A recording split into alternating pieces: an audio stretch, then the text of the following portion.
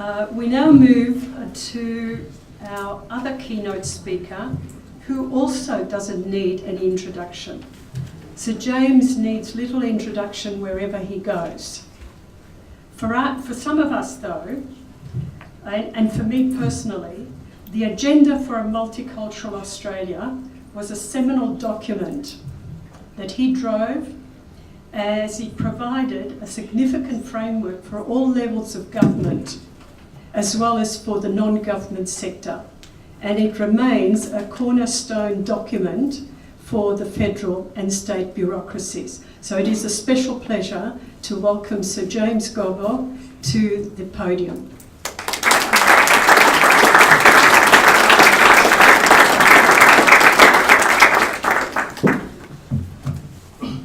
Madam Chair, Consul General, our distinguished visitor from New York, and Mankofedi, and our visitor through the recent screen we saw. I acknowledge them especially, and all of you visitors and members of CO.AS.IT and other organisations. Well, it's just been opened, our conference, and you can see that's attracted considerable interest.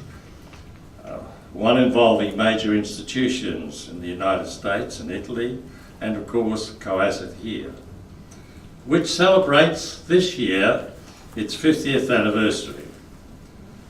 It's appropriate, if not necessary, for the sake of completeness, for delegates to have indicated to them two areas that I intend to cover. The first is what has been the official Australian policy as to the integration of migrants in Australia. And secondly, what are the most relevant highlights in CO.AS.IT's role in this area? The first relates to the involvement of the policy now referred to as Multicultural Australia. I've covered this topic in a lengthy chapter in my memoirs published some years ago entitled Something to Declare. I've made available copies of this chapter, and I understand that these will be available to all the people who are here for the conference. I make particular reference to the formation of the Advisory Council in 1989, the Advisory Council on Multicultural Affairs. It's always known as ACMA, which I agreed to be the founding chairman of. And I refer in particular to page 184 of my memoirs, where that chapter is included. The Council's work was some 2 years, and the major document, as Madam Chair just referred to, was the National Agenda.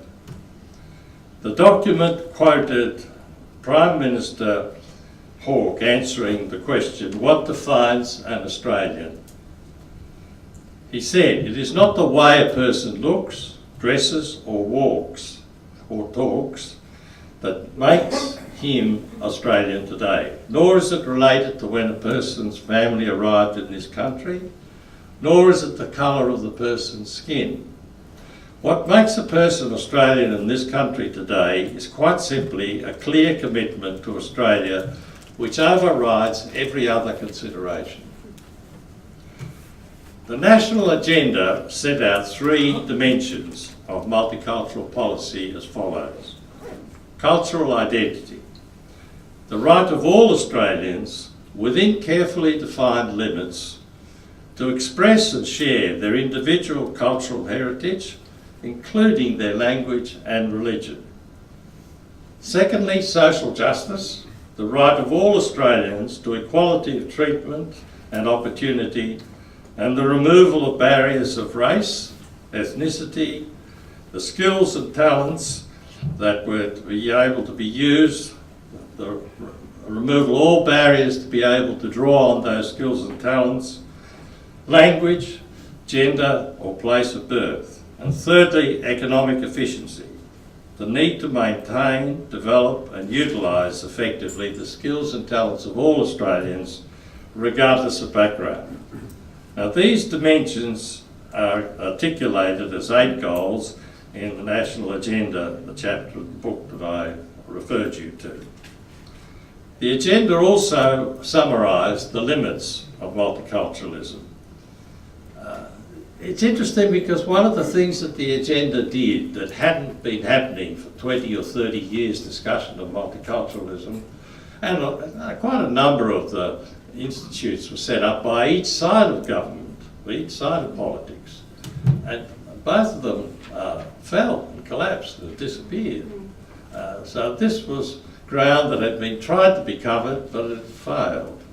And it failed largely, I suspect, because we spent too much time talking about the benefits of multiculturalism, too much time about having a Bill of Rights for migrants, too much time about the rights of migrants, and we never talked about the obligations on migrants. And these limits I put very briefly. They are as follows. Multicultural policies are based upon the premise that all Australians have an overriding and unifying commitment to Australia, to its interests and future first and foremost. Secondly, multicultural policies require all Australians to accept the basic structures and principles of Australian society, the Constitution, the rule of law, tolerance and equality, parliamentary democracy, freedom of speech and religion, English as the sole national language, and equality of sexes. And thirdly, multicultural policies impose obligations as well as rights, as well as with conferring rights. The right to express one's own culture and beliefs involves a reciprocal responsibility to accept the right of others to express their views and values. As a necessary response to the reality of Australia's cultural diversity, multicultural policies aim to realise a better Australia characterised by social justice and economic efficiency. Well, you might well ask, well, these are aspirations of the 1980s, just at the end of the 80s.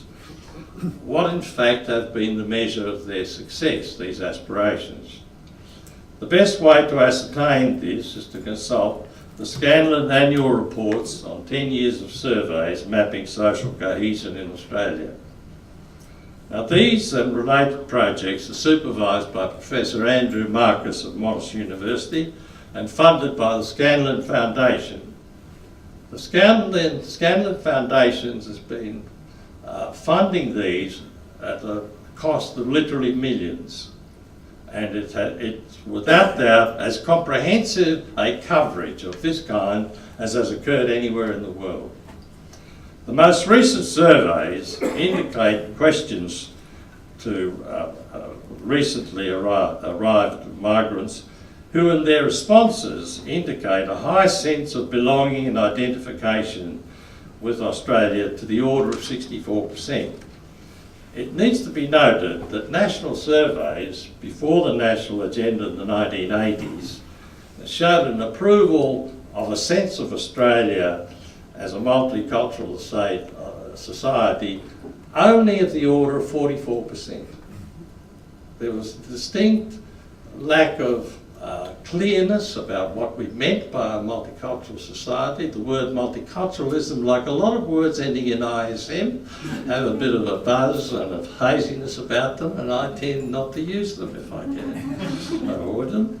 And in recent years, the equivalent approval rating is consistently, through the Scanlon surveys, 84 to 85%. It's nearly doubled in the space of 20 years since the national agenda.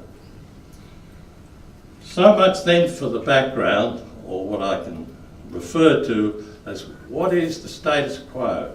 We have something that's been laboured through, thought about, caused a lot of angst, but has led to a national consensus, so that our Prime Minister, endorsed in this respect by Leader of the Opposition, says that Australia is the most multicultural, successful multicultural society in the world today. Now, we all take some pleasure in that, but we wish the politicians weren't the only ones who were standing up saying it. Anyway, all I want to say is that it is useful to describe for you at the outset of this conference what is the canopy under which you will be conducting your discussions of more detailed issues, because if you don't accept a canopy, you could be out in the street and talking at large and having an unlimited discussion, but your discussions may just disappear in the ether. Whereas if there's a canopy, they may be contained and we might all get some benefit out of them. That's the first reason why I think my introduction, I hope, will prove beneficial. The second matter I wish to discuss is the role played by CO.AS.IT in the development of that national experiment which I've just discussed. May I give an example? Before I do this, could I describe how I became involved, because it's important. I was a very reluctant starter in this area. But it started when, in 1975, the then Minister Michael McKellar, Minister for Immigration, visited CO.AS.IT. Mrs. Elda Vicari was the president, and she stylishly presented the strong, very good Italian coffee and very good biscuits, and we all got away to a fine start, and I was her vice president. And as you know, I became president very reluctantly, and I consistently and never had stood against her. But I always found it fascinating to see how a strong woman could, as it were, present a very compressed atmosphere of Italianism to a minister who thought he was going to take charge of the discussion. And there it was. Anyway, soon after the meeting, I got an invitation from him to serve on the prestigious Australian Population and Immigration Council. Now, this was a council that was unique in the world. It was not composed, as so many of these councils are, and are still going on, of an attempt to achieve some political advantage by having people from various ethnic groups on. This was a council which was designed to give the most expert, up-to-date, competent advice in the planning of Australia's immigration policy. So that there were two of the leading experts on population growth, demographers. There were several economic gurus of real national and international importance, and there were a few straight people like myself who were designed to give a response from the community to some of the major programs that were coming through. It was then that I was launched into other multicultural matters, to the extent that was then formed the Advisory Council on Multicultural Affairs, and later the founding chair of the Australian Multicultural Foundation. Now, believe it or not, some of these bodies are all within this building. The Australian Multicultural Foundation was founded the same year as the National Agenda was written. I could take a minute off to tell you about that, because if you're, whether you're Australian or not, you ought to know that in our bicentennial year, the Prime Minister of Australia at the time engaged in the planning of it was Bob Hawke, but also Malcolm Fraser beforehand. And they both had the idea of having a big ethnic festival. And so I was summoned up, and I was with another member of what you might call the ethnic communities, to Prime Minister Hawke, and he said their plans was to have a 2-day festival in Sydney with fireworks and displays and so on, which would celebrate the variety and richness of our diverse cultural heritage. And very reluctantly I said, I'm afraid, Prime Minister, that the Australians will say, there go the bloody ethnics again, wasting money on a 2-day festival for which nobody will achieve anything. And he looked a bit askance at that, but he thought it was a reasonable observation. So he said, now what would you do? No, I wasn't ready for it, but I said, well, perhaps I would look at the American example when they had their bicentenary. One of the best things that came out of it was the Harvard Dictionary on the Peoples of America. And well, it was called something else, the Ethnic Encyclopedia of America. And it was a professional coverage of all the various people and populations that went to make up America. So that was born to have the Council of Multicultural Affairs. Now, that the bureaucrats didn't approve of this. They thought to themselves, this is a hidden way of setting up a kind of migrant body that's going to run on forever. And so it got through on the basis of only giving us 2 million, which we eventually got up to 3 million, but no funding otherwise. In other words, no. Well, one of the great things that we did at first, and it was a body made up not of so-called ethnics, but a cross-section of the Australian community, a true cross-section with some very old Australian names associated with it, some competent businessmen and so on. And it worked very well. And the person chosen was somebody who was still the CEO of the Multicultural Affairs Council Foundation, and his office is just next door, and he's also the chairman of SPS, Hastalal. He was then something in his early 20s, a young Muslim of Turkish Cypriot origin, and extremely shrewd. We still have the 3 million. He boasts of it every time.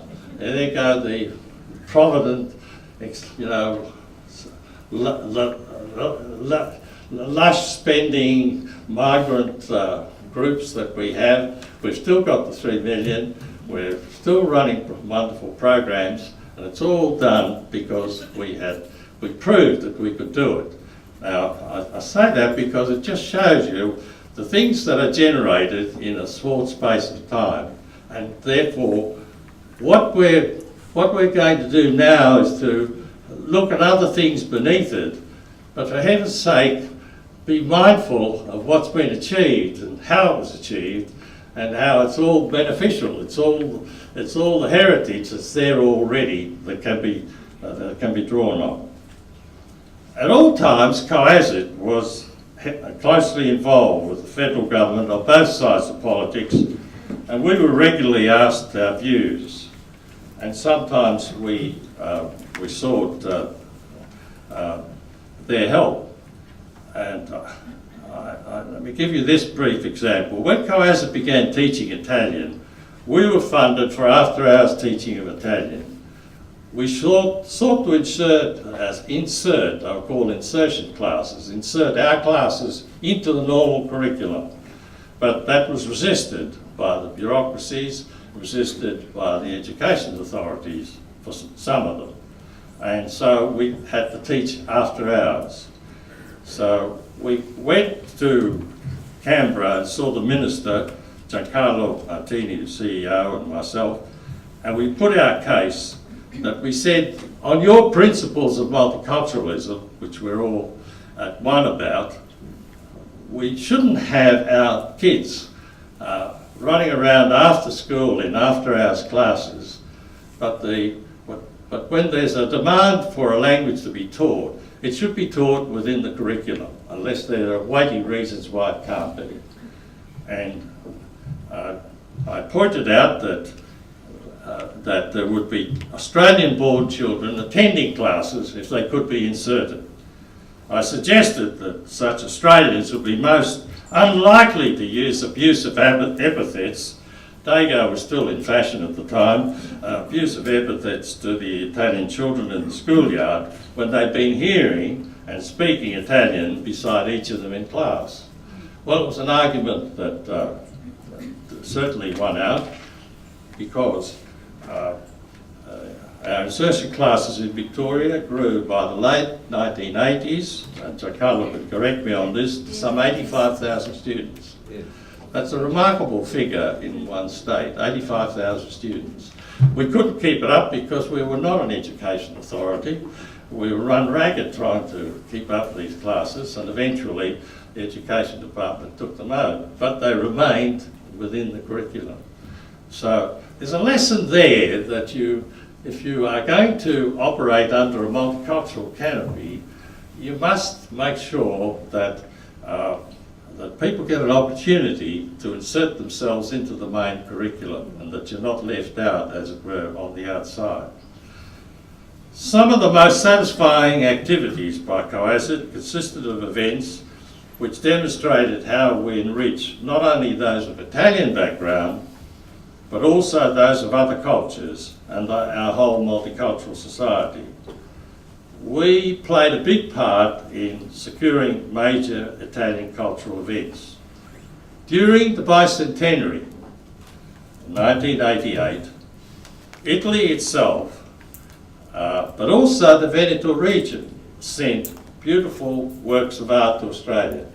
In other words, some regions in Italy sent more than other countries sent to celebrate the bicentenary, which gives you some dimension of this linkage, this enthusiasm that we were able to generate, not through government essentially, but through the communities showing a desire to see this and to fare la bella figura here and to participate.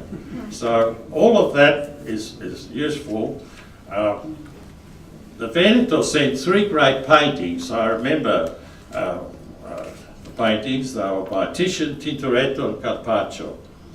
The Tintoretto was so big that they had to take the doors off the National Gallery in Victoria to get the painting in. They hadn't worked out that it was just a great piece of, imagine getting that overseas. Anyway, they seem to have got it into a plane, but it couldn't get through the doors. They had to take them off. A ceramic exhibition and the Solisti Veneti Chamber Orchestra led by the famous Claudio Simone. Now these were performed in Melbourne, Sydney and Brisbane. In 1991, our links with Venice, these are links that were generated and pushed along by the Italian community, including CO.AS.IT, to the famous treasures of San Marco coming to the National Gallery in Victoria. Now these treasures, you imagine some of those objects are fragile in the extreme. We're talking about great works of art, some of them going back to the time before, from the pre-fall of Constantinople time. These treasures only treasured, had only been able to be travelled twice before. They had been to London and to Paris. And Melbourne was the last time these treasures have ever been lent. And likely to be, they'll never be lent again, because they're so precious, they're so unique, and they came. Well, and we were involved as an organisation in supporting the bringing of these treasures and also generating interest in them.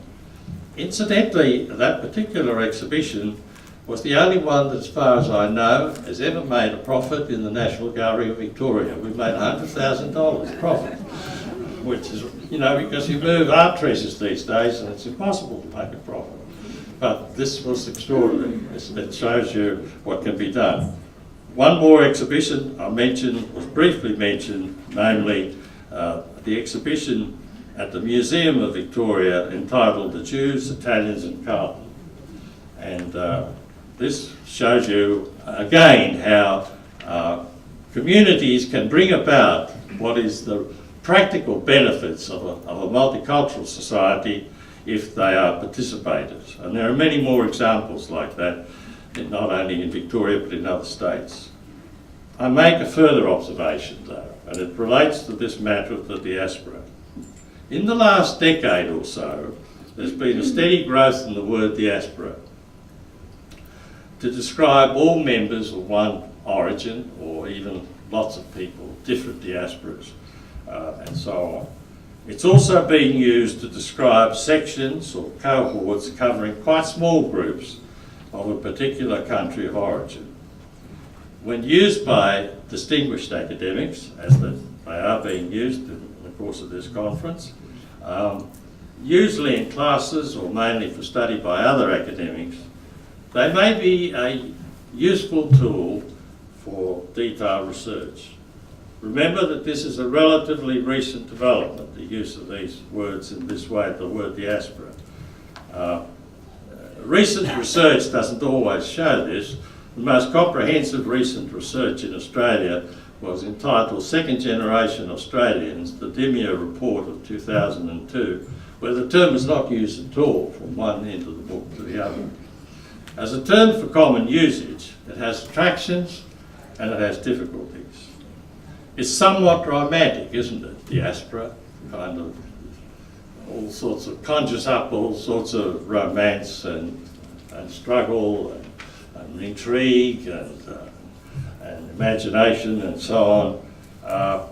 I'm not sure that is really reflects some of the burdens and the hardships that really were there in the migrant journey.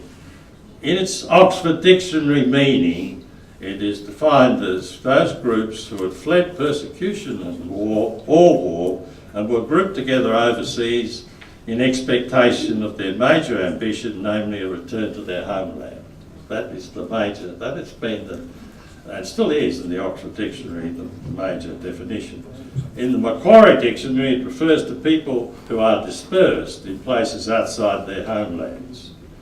Now, this in-depth analysis by the use of quite small groups is no doubt valuable. It would be no less valuable and interesting if such research was set against the backdrop of a multicultural Australia and under the canopy I've been describing. If you throw yourself into a fascinating new area of research and enthusiasm for the diasporas, and the price of it is that you have lost what was gained in the building up of the shore canopy, the growth from 40% to 80%, 84% in the belief in a multicultural Australia. That would be a great tragedy, because those of us who've lived through it have seen the struggle that we had and the waffle that was talked about ethnic groups and all the rest of it. So I only have done this, and you'll forgive me if I do it, because having been through it all and having seen how much benefit the communities themselves got out of a coherent statement of a multicultural Australia, you really must, if you want to engage in detailed research, you must do it in the light of what you've achieved and bear it in mind. Now, I've been a participant for many years in the long process of formulating a description of a multicultural Australia that's won wide acceptance. It's especially appropriate to draw attention to this model at this event when we have distinguished representatives from overseas. The multicultural scene has always been a challenging one, and this will no doubt be true in this conference. I join in welcoming you all and wish you a stimulating and productive conference. Thank you.